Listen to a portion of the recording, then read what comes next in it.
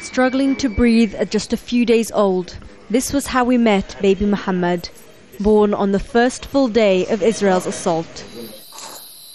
1 year later, we found Muhammad still in hospital. He has cerebral palsy. Doctors say his long traumatic birth amidst the bombing caused brain damage and other complications. His mother, Safa, gave birth in a makeshift clinic, and Muhammad was then taken to hospital. The first time Safa held her only child was the day of the ceasefire. I was happy when I saw him, but at the same time I felt sad. I wanted to breastfeed him, but he was breathing through a tube in his nose. He wasn't even crying. I just wanted to hear him cry. Other parents can take their kids out to play or take them to the fun fair. We take our child to the hospital. Safa had regular scans and ultrasounds during pregnancy. There were no signs of defects.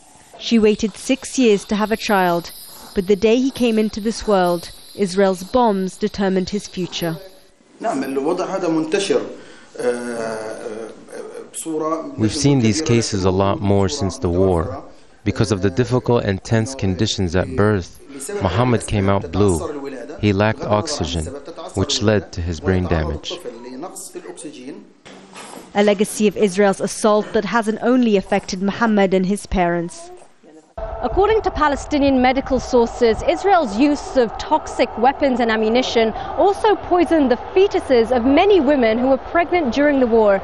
A study by Gaza's main hospital into the months of July, August and September just after the war compared to the same time a year earlier revealed a 50% increase in the number of babies born with birth defects.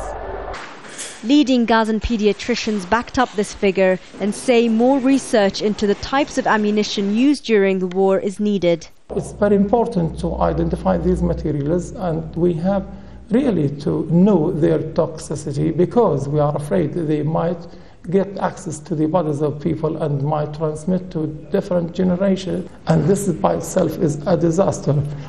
Over 300 children were killed in Israel's war. Many others were injured and will never be cured. A generation bearing the permanent scars of a war they won't even remember. Sherine Tadros, Al Jazeera, Gaza.